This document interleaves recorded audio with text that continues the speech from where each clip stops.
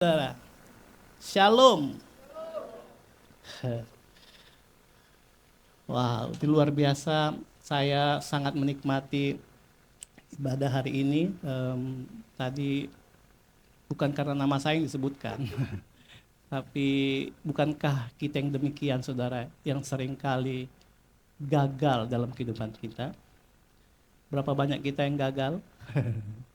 Semua kita gagal, saudara. Saudara nggak angkat tangan pun saudara gagal pasti dalam kehidupan saudara. Tapi kita punya Tuhan yang tidak pernah gagal di dalam kehidupan kita. Amin, saudara. Hari ini saya akan meneruskan eksposisi dari Roma, dan hari ini kita akan masuk di dalam Roma pasal yang ke-6. Ya. Saya tidak akan membahas semua Roma dari Roma pasal 6 itu, tapi dari ayat yang pertama sampai dengan ayat 11 kita akan mencoba untuk melihat apa yang menjadi kerinduan Tuhan, apa yang menjadi mana ini? Oke, baik dulu ya. Apa yang menjadi keindahan dalam kehidupan kita. Nah, saudara, saya memberikan tema hari ini Growing in the Gospel, bertumbuh di dalam Injil. Waktu saya belajar, waktu saya membahas, waktu saya merenungkan ini, saya sangat-sangat tidak bisa melakukannya, saudara. Saya, seperti kata Glenn tadi, saya gagal. Waktu saya baca poin-poinnya, saya tidak memenuhi apapun dari poin-poin itu. Saya rusak dan bobrok, dan saya tidak mampu sebagai dengan manusia saya ya, dengan kekuatan manusia saya. Tapi saya percaya Tuhan yang kita sembah itu tetap baik. Amin. Oke. Jadi saudara, ini sebenarnya sebelum saya khotbah, saya sudah dikhotbahin dulu, dan saya beberapa hari ini hancur-hancur aja, saudara ya. Tapi saya mau bagikan ini semua supaya kita terus bisa melihat betapa Tuhan itu punya rancangan yang luar biasa dalam kehidupan kita. Itu bukan sekedar statement rancangan damai sejahtera, itu bukannya sekedar statement, tapi sebuah kenyataan kepastian di dalam kehidupan kita. Nah, kita membaca dalam Roma pasal yang ke-6. Oke, saya baca ayat yang pertama dan kedua ya. Sana demikian. Tuhan, Roma pasal yang 6 ayat 1 dan 2. Jika demikian, apakah yang hendak kita katakan? Bolehkah kita bertekun dalam dosa supaya semakin bertambah kasih karunia itu? Sekali-kali tidak. Bukankah kita telah mati bagi dosa? Bagaimanakah kita masih dapat hidup dalamnya? Nah, saudara, ini kan kalau saudara bisa mengikuti pasal pertama 1, 2, 3, 4 sampai ke 5, saudara akan menemukan sebuah kebenaran Injil, ya. Dan kebenaran Injil itu tidak seperti yang kita dengarkan selama ini, saudara-saudara. Kebenaran Injil yang kita dapat dari pasal 1 sampai pasal yang ke-5, saudara, ini kan sebuah pemahaman ya yang dibagikan oleh teman-teman sebelum saya ini. Dan hari ini kita akan melihat implikasi-implikasinya. Bahwa ini saudara, Injil itu tidak hanya kasih karunia saja, tidak hanya kasih-kasih saja, tapi juga ada yang harus dilakukan, harus disadari di dalam kehidupan kita sebagai orang yang percaya kepada kasih karunia, yang percaya kepada Tuhan dalam kehidupan kita. Nah, apa itu kebenarannya? Kebenarannya adalah gini. Kebenaran Injil ini ya, manusia diselamatkan oleh kasih karunia Tuhan, bukan oleh perbuatan manusia itu sendiri. Amin, saudara? Kan ini yang saudara dengar kan? Ini yang kita pelajari selama ini beberapa minggu ini, bahwa kebenaran Injil itulah manusia diselamatkan oleh kasih karunia, bukan oleh perbuatan baik manusia itu sendiri. Ini dulu saudara. Kemudian Injil mengatakan begini. Mana? Wait. Sudah? Injil mengatakan segala usaha moral kita tidak bisa bersumbangsi apapun terhadap keselamatan kita. Ya kan? Saudara belajar ini ya, bahwa perbuatan baik kita, sedekah kita, ibadah kita, apalagi segala sesuatu yang bermoral itu tidak bisa, tidak punya sumbangsi, tidak punya sesuatu peran di dalam keselamatan itu sendiri. Kita bisa diselamatkan hanya oleh saudara? Kasih karunia Tuhan. Dan itu pemberian. Itu bukan usaha-usaha kita. Kalau saudara mengerti ini, inilah dasar gereja ini, saudara. Disinilah kita berpijak di dalam kehidupan kita, saudara. Saudara yang berkeluarga, saudara yang pacaran, saudara yang bekerja, saudara yang sekolah, saudara yang melayani, saudara yang melakukan apa saja. Ini kebenaran Injil ini harus menjadi fondasinya. Ada orang bertanya, apa fondasinya? Kebenaran Injil, bahwa Kristus yang melakukannya semua, bukan karena kita, bukan usaha kita. Coba bilang kiri kanan, bukan usahamu bro, bukan usahamu. Semua hanya oleh kasih karunia Tuhan. Apapun itu di dalam kehidupan kita. Tidak ada sedikit pun, bahkan ada yang bilang begini, kalau ada sumbangsi yang bisa kita berikan dalam keselamatan kita cuma satu. Dosa. Cuma itu. Karena kita berdosa, makanya Tuhan menyelamatkan kita. Saudara yang kasih oleh Tuhan, ini penting dalam kehidupan kita. Sebagai orang yang hidup akan bertumbuh di dalam Injil ya. Saudara tidak mengenal Tuhan, kemudian mati, masuk surga, enggak. Tapi saudara mengenal Tuhan, mengerti akan kasih karunia, tapi terus berjalan dalam kehidupan ini. Saudara akan menemukan banyak penderitaan, banyak problem, saudara akan menemukan banyak hal dalam kehidupan kita. Tapi kalau saudara tidak berpijak kepada kebenaran Injil, ini akan kosong semua, saudara. Tidak ada artinya. Bukankah firman Tuhan berkatakan, apa gunanya kita memiliki seisi dunia ini, tapi kita kehilangan jiwa? Itu sia-sia. Raja Salomo, orang yang paling punya hikmat, terhikmat dalam dunia ini, berkata bahwa semuanya adalah kesia-siaan. Kalau kita tidak memiliki ini, kebenaran ini, saudara, seperti layang-layang yang putus. Ini bukan seri drama, tapi ini eksposisi, saudara. Bukan layang-layang putus. Ya. Kita putus dan tidak punya pengharapan, tidak punya. Saudara mau jadi apa? Saudara bekerja keras, punya ini, tapi nggak mengerti ini, selesai.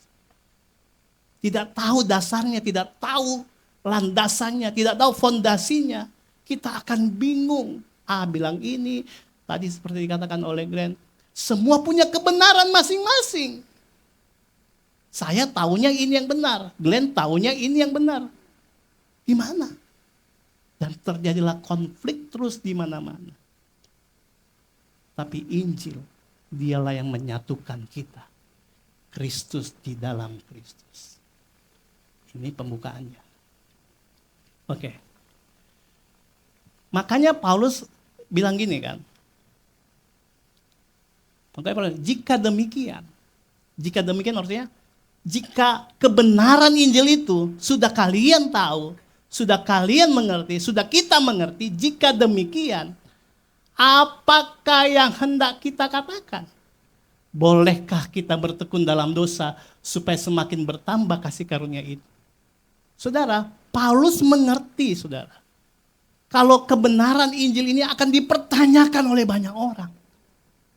Kalau gitu, sering nggak saudara berkata atau mendengarkan, kalau Tuhan yang menyelamatkan, semua usaha Tuhan bukan usaha kita, berarti boleh dong kita bikin dosa terus? Kan itu pertanyaannya. Boleh nggak? Saudara, ini pertanyaan ini, Paulus dalam menerangkan ini, dia boleh mencoba membaca pikiran orang pada saat itu dan sekarang yang kita membacanya, bahwa pasti ada pertanyaan itu, saudara. Dan Paulus katakan ini pertanyaan dari orang-orang yang yang dia pikir ini orang-orang tidak mengerti, tidak memahami akan kebenaran itu. Apa yang Paulus katakan? Sekali-kali. Sekali-kali tidak. Tegas, singkat, dan jelas. Jadi boleh nggak kita bertekun dalam dosa? Dia jawab juga, sekali-kali tidak. Satu kali pun tidak. Wah. Bukankah kita telah mati bagi dosa? Mengapa, saudara? Karena kita, begini saudara, kenapa Paulus menaruh pikiran orang-orang dalam pikirannya dan dia bertanya, bolehkah? Kalau gitu boleh nggak kita bikin dosa terus? Kemudian dia jawab juga dengan sekali-kali tidak. Kenapa sekali-kali tidak? Karena begini saudara, mari saya jelaskan. Karena kita dari awalnya, perhatikan nih, telah berdosa. Kita semua telah hancur. Natur kita sebagai manusia yang tadinya penuh kemuliaan, kini telah hilang oleh dosa itu sendiri. Dan semua kita sudah seharusnya dan sepantasnya menerima murka Allah sebagai hukumannya. Saudara dengar saya tadi. Sebelum manusia jatuh dalam dosa, sebelum manusia memakan buah dosa itu, Adam dan Hawa hidup dalam kemuliaan Tuhan. Mereka hidup dalam damai sejahtera Tuhan.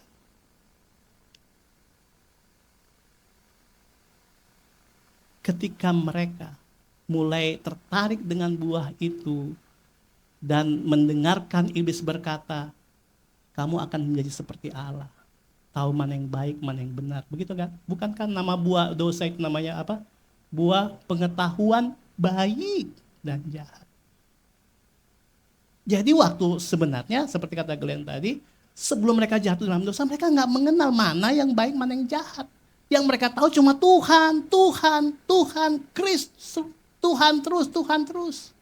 Di dalam kehidupan mereka. Tuhan yang melindungi mereka. Tuhan yang berdialog dengan mereka.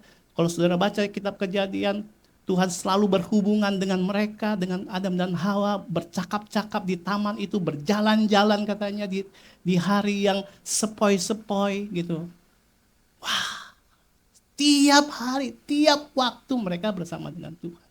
Tapi ketika mereka, artinya waktu itu Tuhan yang mengatur hidup mereka, Tuhan yang mengontrol hidup mereka, Tuhan yang mengatur setiap kehidupan mereka. Tapi ketika mereka makan buah pengetahuan baik dan jahat, mereka mulai mengontrol diri mereka sendiri dengan berkata, aku baik kok, kamu kok telanjang. Istrinya bilang, kamu juga. Ya, mereka mencari daun untuk menutupi ketelanjangan mereka. Mereka mulai mengontrol hidup mereka, mengatur hidup mereka. Dan inilah dosa itu. Dan semua kita sudah kena imbasnya semua. Tadi sudah dibacakan ayatnya. Semua manusia tidak ada yang baik. Coba katakan kiri kanan. Kamu enggak baik. No good. Makanya kalau kita ditanyakan suka, apa kabar? Wah. Kalau saya akan jawabnya, Tuhan yang baik. God is good. Kadang-kadang saya katanya baik. Kadang-kadang saya katanya kurang ajar. Itu saya. Tapi pun saya tidak ada yang baiknya. Karena memang dari awalnya saudara. Jadi kalau kita mengerti ini, nggak akan ada pertanyaan ini saudara. Ini kan orang yang menganggap bahwa, ini loh, akibat dosa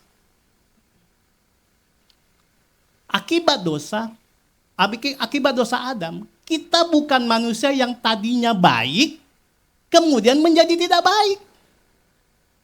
Tetapi kita sejak kejatuhan Adam, kita semua sudah tidak ada yang baik. Jadi bukan karena kita lakukan dosa, baru kita nggak jadi baik. Enggak. Saudara, ini berita buruknya. Saudara dilahirkan dari benih dosa. Saya dilahirkan dari benih dosa, saudara. Kita semua berdosa. Hancur. Dan dosa itu, seperti Glenn bilang tadi. Thank you Glenn. Seperti Glenn bilang, itu terpisah. Tidak ada kehidupan. Saudara mungkin bernafas. Tapi ujungnya adalah maut. Karena upah dosa adalah maut. Binasa. Dan matinya itu bukan mati. Binasa. Artinya selamanya lu gak hidup-hidup. Gak ada gunanya kita. Saudara tahu kecoa? Dia hidup untuk mati. Coba ya, kita kan geli ya ngeliat. Coba diamin aja, mati sendiri kok dia. Kayak gitu kita. Yang kata firman Tuhan, yang hari ini ada dan besok sudah lenyap, katanya. Seperti bunga, seperti rumput kering. Sudah tidak punya arti apa-apa sebenarnya. Akibat dosa Adam, kita bukan manusia yang tadinya baik, kemudian menjadi bukan manusia yang tadinya baik, kemudian menjadi tidak baik. Tapi kita sudah tidak baik sejak awal. Saudara tahu, masalah kita yang terbesar itu bukan keuangan kita. Masalah yang terbesar dalam kehidupan kita bukan hubungan keluarga kita yang tidak harmonis. Bukan engkau yang lagi pengangguran. Bukan engkau yang sedang dikejar-kejar debt collector. Bukan. Bukan masalah kita bukan ketergantungan kita kepada sesuatu. Bukan itu masalah. Masalah kita yang terbesar adalah kita terpisah dari Tuhan akibat dosa itu. Ini masalahnya. Ya kan? Wah. Jadi ngapain kita itu? Pulang aja kita. Nggak ada gunanya kita. Sia-sia loh. Karya, mimpin pujian, sia-sia. Musik semua. Dari jam berapa sudah hadir sini, sia-sia. Saya mempersiapkan ini. Berkurung di kamar beberapa hari. Sia-sia semua. Tetapi gini saudara. Allah tidak pernah gagal dalam rancangannya. Karena rancangannya itu pun sudah disediakan sejak awal. Allah menyediakan kasih karunia-Nya, yaitu anaknya yang mengorbankan dirinya untuk menjadi korban penebusan. Amin, saudara. Nah, kalau saudara lihat di ayat ini, saudara, ada kata mati bagi dosa. Mati bagi dosa itu Paulus menerangkan seperti ini, saudara. Tidak lagi, mati bagi dosa bukan berarti tidak lagi ingin berbuat dosa. Mati bagi dosa bukan berarti tidak lagi harus berdosa. Bahwa dosa tidak lagi pantas bagi kita. Ini disclaimer-nya ya. Mati bagi dosa bukan berarti kita pelan-pelan menjauhi dosa. Seperti yang kita usahakan. Mati bagi dosa bukan berarti kita menolak perilaku dosa. Gak boleh. Saya tidak mau berzina hari ini. Saya tidak mau nonton ini dan nonton itu. Kira-kira kayak gitu. Bukan itu. Mati bagi dosa juga bukan berarti kita tidak lagi merasa bersalah atas dosa. Bahwa kita tidak bisa dihukum karena sudah diampuni dalam Kristus. Itu pun enggak. Ya kan ada dua ya. Jadi yang 1-4 itu, ekstrim kiri, yang 5 ekstrim. Jadi bukan ini semua. Paulus menjelaskan bahwa kita tidak lagi berada.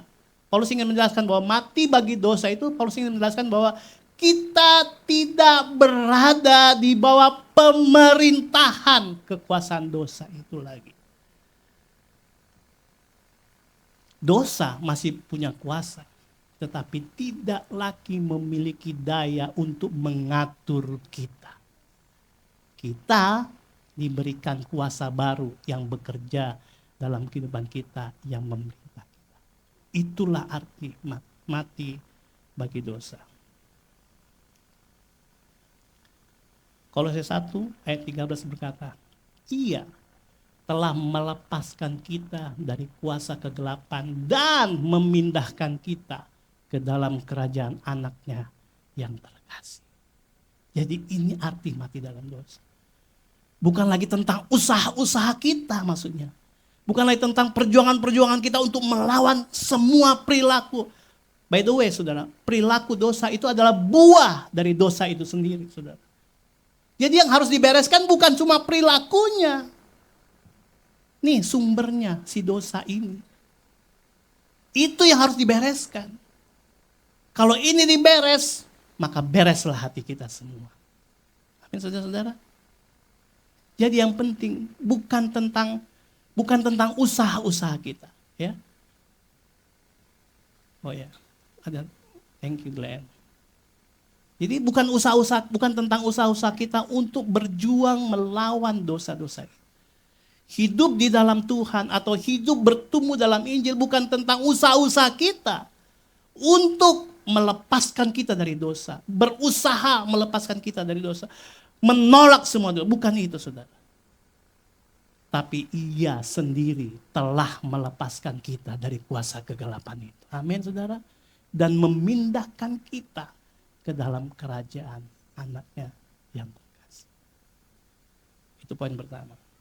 Mari kita sambung di ayat selanjutnya di Roma 6 ayat 3 sampai dengan 4.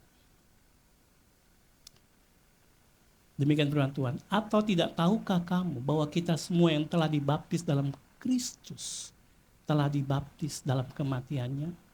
Dengan demikian kita telah dikuburkan bersama-sama dengan Dia oleh baptisan dalam kematian, supaya sama seperti Kristus telah dibangkitkan dari antara mati oleh kemuliaan Bapa, demikian juga kita akan hidup dalam hidup yang baru. Di dalam kita mengiring Tuhan, bertumbuh dalam Injil ini, Paulus juga mengingatkan bahwa kita sudah dipersatukan dengan Kristus. Amin saudara-saudara, lewat baptisan. Baptisan itu bukan hanya sekedar masuk air, orang Kristen kering, masuk air, keluar orang Kristen basah. Bukan saudara. Tapi baptisan itu melambangkan kita bersatu dengan Kristus. Tidak ada yang memisahkan lagi aku dengan Tuhan. Amin saudara. Hukuman yaitu maut yang seharusnya kita terima telah ditanggung oleh Kristus Yesus. Supaya kita yang sudah mati, yang tidak mengusahakan itu semua tadi, akibat dosa dapat dihidupkan di dalam kematian Kristus. Amin. Dan ketika Kristus Yesus bangkit, kita pun dibangkitkan untuk hidup di dalam kehidupan yang baru di dalam Kristus.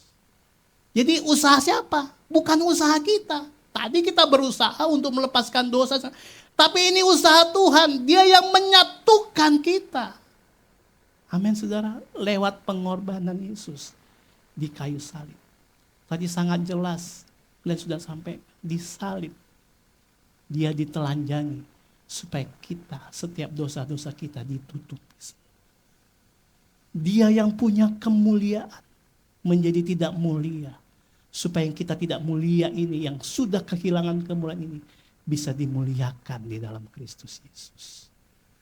Kita yang berdosa. Dia yang tidak berdosa dijadikan dosa supaya kita yang berdosa dibenarkan di dalam Kristus. Inilah gereja, the church for the justified sinners. Berat coy. Kalau saudara bertingkah di dalam gereja ini, disinilah saudara bertingkah.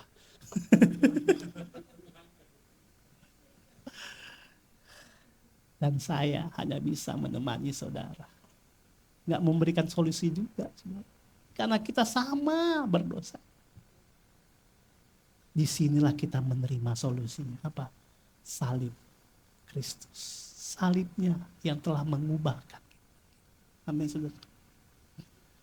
Saudara nanti, saya percaya di antara kita pun akan jadi leader juga ya. Jadi pemimpin-pemimpin sini. Tapi percayalah saudara, 2 hari saudara stres. Kenapa? Karena ini pikiran manusia terus.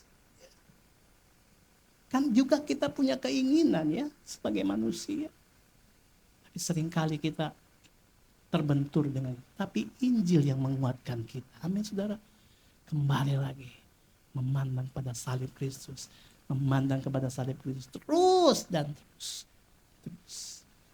Kita telah dipersatukan dengan Kristus. Sehingga gini saudara, Bapa yaitu pribadi yang pertama dari Allah Tritunggal itu tidak lagi menjatuhkan murka penghukumannya yang adalah keadilannya. Kalau mau bilang adil saudara, kita semua tidak ingin selamat. Karena kita sudah berdosa dari sejak awal. Itu keadilan Tuhan. Saudara mempertanyakan keadilan Tuhan, itu keadilan Tuhan. Tidak ada satupun yang selamat, binasa karena dosa yang begitu luar biasa. Ya. Saya kasih ilustrasi saja ya. Saudara bayangkan dalam ada sebuah panti asuhan. Saya sudah cerita sama teman-teman di yang youth ya. Saya kasih ilustrasi. Saudara bayangkan ada sekitar 20 anak yang ada di panti asuhan yatim piatu. Mereka tidak punya papa, tidak punya mama. Satu kali karya datang ke panti asuhan itu, misalkan katakan demikian, dan dia mengangkat 2 orang anak. Faya sama Bella. Bagaimana yang lain? Tetap yatim. Kenapa? Karena memang dari yatim piatu. Tapi mereka 2 ini diadopsi jadi. Kata adopsi itu, kita diselamatkan dari murka Allah. Harusnya apa? Murka semua. Tapi kalau kita mendapatkan pemilihan Tuhan, kasih karunia itu adalah anugerahnya bagi kita semua. Jadi jangan pernah mempertanyakan keadilan Tuhan. Karena keadilan Tuhan bagi kita binasa. Kalau kita diselamatkan, kalau kita dipilih oleh Tuhan, bukan kita yang memilih Tuhan, tapi Tuhan yang memilih kita, itu adalah kasih karunia Tuhan. Boleh katakan amin. Dan kita semua bersyukur bahwa kita diberikan kasih karunia yang besar. Karena kita ada di dalam anaknya. Kristus Yesus yang adalah pribadi kedua dari Allah Tritunggal dan Allah Roh Kudus, pribadi ketiga dari Allah Tritunggal itu selalu menyadarkan kita. Nah dalam perjalanan ini saudara-saudara, kita selalu disadarkan. Bagi kita ya, saya nggak bilang bagi orang yang dibinasakan itu, tapi bagi kita yang sudah diselamatkan itu, dia memberikan kesadaran itu, menyadarkan kita bahwa, hei, kamu sudah ditebus oleh Tuhan, kamu bisa jatuh, tapi Tuhan sudah selamatkan. Itu selalu terjadi dalam kehidupan kita. Amin saudara. Kita bisa salah loh. Betul? Gak ada yang sempurna kan tadi ya. Kita sejak awal sudah gak sempurna. Kita bisa salah. Bisa. Sangat bisa selingkuh saudara. Ya. Banyak kali dalam kehidupan kita dosa-dosa yang kita lakukan bisa. Tapi begini, prosesnya adalah ketika kita sadar bahwa kasih Kristus lebih besar dari segala-galanya dalam kehidupan kita. Makanya engkau bertobat. Ada orang seringkali gini, soal peperangan rohani. Saudara tahu peperangan rohani apa? Wah, kita pergi ke satu tempat dan berdoa, bikin patok, segala macam, berdoa keliling. Saudara pernah ngeliat itu? Doa keliling kota gitu, saudara? Pernah? Nggak tahu apa. Ya. Putar-putar, berdoa, tangking-tangking semua, gitu kan? Itu bilang peperangan rohani. No, bukan itu saudara. Peperangan rohani kita setiap hari apa? Sadar kepada Kristus terus, sadar kepada Kristus. Karena setiap kali kita jatuh dalam dosa. Itu namanya peperangan rohani. Ketika dia jatuh, wah, saya harus sadar kepada kasih Kristus, kepada kemurahan Allah, pada kasih karunia Allah. Salah bicara. Tuhan ampuni saya. Itulah peperangan yang struggling terus setiap hari, saudara. Ketika kita tahu kita salah, kita berdosa, dan itu karena karya Roh Kudus dalam kehidupan, itulah peperangan rohani sesungguhnya dalam kehidupan kita. Setiap hari, setiap detik, setiap menit dalam kehidupan kita, terus saja. Kita sudah belajar tentang Sela selama berapa minggu ini, saudara, tentang hukum-hukum, dan tidak ada satupun yang bisa melakukan hukum Allah itu. Ya kan? Gagal semua hancur semua. Tapi puji Tuhan, kita bisa sadar. Saudara boleh disadarkan, saya boleh disadarkan bahwa saya memang berdosa dan saya perlu Tuhan. Dan saya perlu Yesus. Dan Yesus sudah memberikannya itu kepada saya. Setiap waktu, itulah peperangan rohani kita. Amin, saudara. Jadi bukan soal tengging-tengging itu, sudah. Kalau saudara lihat setan, saudara, itu biasa. Memang dunia ini sudah rusak dengan hukumnya. Kalau orang Manado gini kan, wah setan, takut. Gak usah takut. Grace tahu ini, Grace. Yang paling bahaya bukan setan. Setan itu bahasa Manado setan ya. Yang paling bahaya bukan setan. Basetang itu yang paling bahaya. Tahu saudara basetang? Jadi kalau ada orang jadi setan dalam hidupnya gitu. Jadi iblis gitu. Rogotin terus gitu kan, marah-marah. Nih setan nih kan. Setan lu, setan gitu. Itu, saudara. Tapi kita bukan itu peperangan rohani kita. Di dalam kehidupan kita, pikiran kita selalu peperangan rohani. Saya mau ambil ini atau enggak ya? Ini keinginan saya. Tapi Roh Kudus bilang, itu dosa. Itu kan selalu begitu, saudara. Kita bertobat lagi, kita percaya lagi. Kita bertobat lagi, kita percaya lagi. Kita bertobat lagi, kita percaya lagi. Itulah piston di dalam kehidupan kita yang menjalankan hidup kita ini. Bertobat, percaya, bertobat, percaya, bertobat, percaya terus. Dan saudara tahu, itu melelahkan. Karena kita melawan sistem dunia ini. Saudara mungkin gak mau, tapi sistem dunia mengharuskan Anda. Ya kan? Ada banyak pekerjaan yang kita gak mau lakukan. Tapi kita harus lakukan. Gak boleh markup. Saya tahu gak boleh, tapi kan atasan bilang harus markup. Bukankah itu? Kita harus bertobat. Percaya, bertobat, percaya, bertobat. Coba saudara, 1, 2, 3. Bertobat, ikutin. Bertobat, percaya, bertobat, percaya, bertobat, percaya. Itu piston. Itu yang menggerakkan kita di dalam pertumbuhan Injil ini, saudara-saudara. Amin, saudara. Next. Kita ke Roma 5 ayat 8 sampai dengan 8. Sebab jika kita telah menjadi satu dengan apa yang sama dengan kematiannya, kita juga akan menjadi satu dengan apa yang sama dengan kebangkitannya. Karena kita tahu bahwa manusia lama kita telah turut disalibkan, supaya tubuh dosa kita hilang kuasanya, agar jangan kita menghambakan diri lagi kepada dosa. Sebab siapa yang telah mati, ia telah bebas dari dosa. Sebab jika kita telah mati dalam Kristus, kita percaya bahwa kita akan hidup juga dengan Dia. Kita akan masuk dalam implikasinya. Kita masih bisa berbuat dosa. Tetapi yang menjadi perbedaan yang ini, kita selalu menyadari, saya katakan tadi, selalu menyadari karya keselamatan yang telah dikerjakan oleh Kristus dengan sempurna.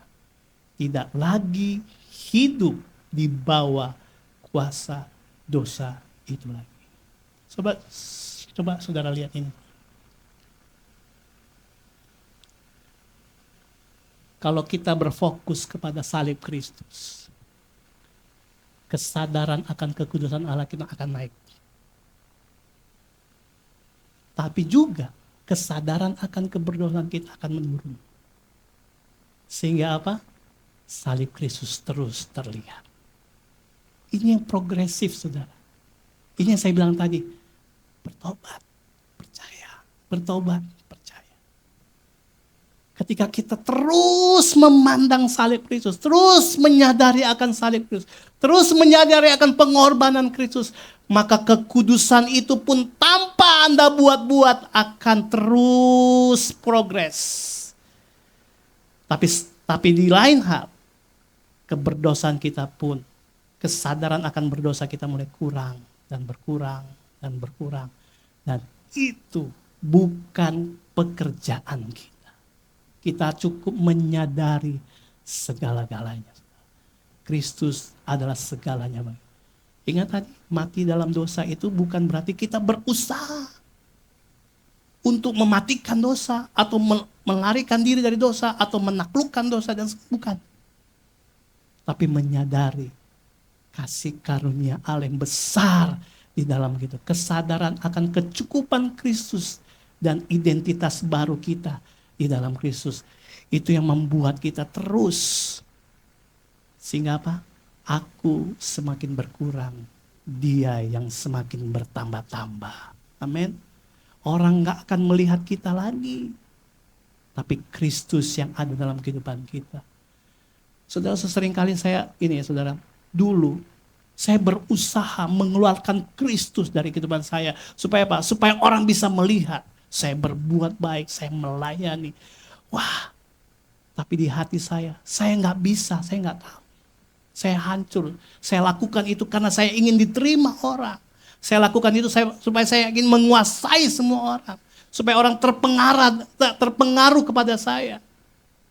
Itu kan yang kita lakukan selama ini, saudara. Tapi lihat ini, bukan kita, saudara. Ketika kita menyadari semua karena kemurahan Tuhan. Salib Kristus tadi. Di atas kayu salib ada pergantian yang luar biasa. Harusnya saya yang binasa, tapi Kristus yang dibinasa, dihancurkan, dibuat berdosa, dibuat jadi lemah, saudara. Dia yang kuat jadi lemah di atas kayu salib, supaya saya yang lemah ini bisa kuat di dalam Kristus. Itu terjadi, saudara. Ketika kita menyadari itu semua, semakin hari semakin besar anugerah Tuhan. Semakin hari semakin bertambah besar anugerah-Mu. Amin, saudara. Itu dia, saudara.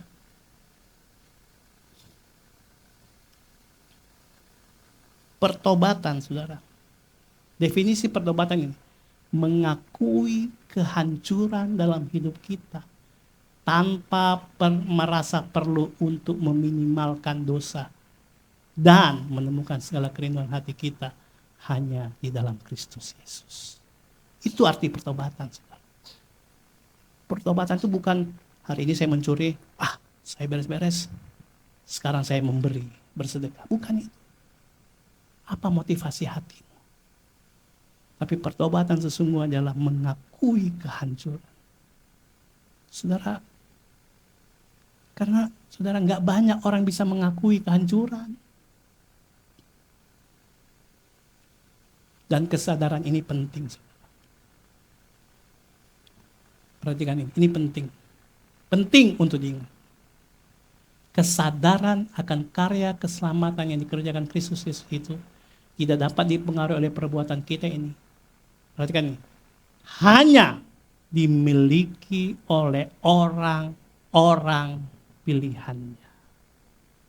Jadi kalau saudara tahu saudara berdosa, saudara mengakui keberdosaan saudara, dan saudara tahu bahwa dosa-dosamu sudah dihapus di atas kayu salib, dan kesadaran itu selalu ada dalam kehidupan kita, saudara, itulah orang-orang pilihannya. Karena gak banyak orang yang tahu ini. Saudara bilang, masa sih? Coba lihat nih. Ada dicatat kok. Saya baca dalam terjemahan sederhana Indonesia ya. Sekarang, Kolose 1 ayat 24-27 dalam terjemahan sederhana Indonesia.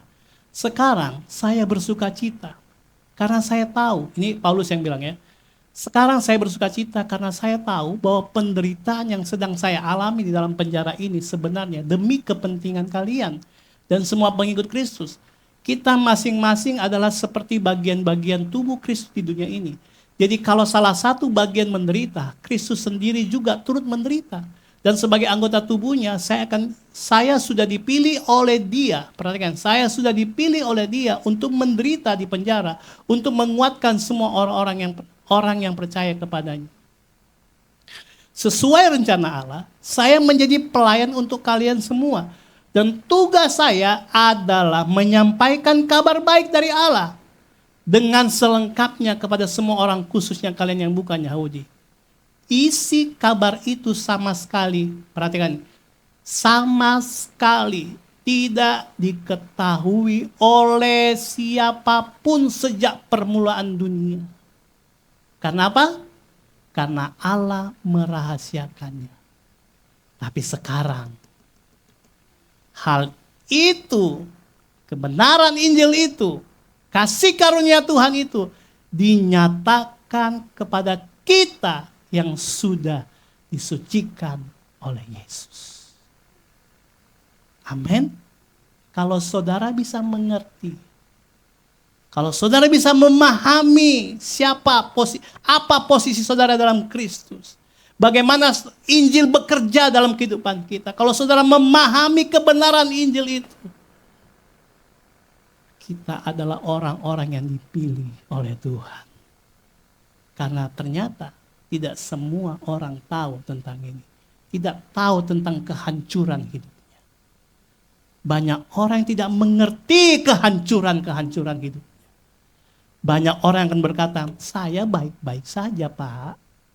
Keluarga saya harmonis.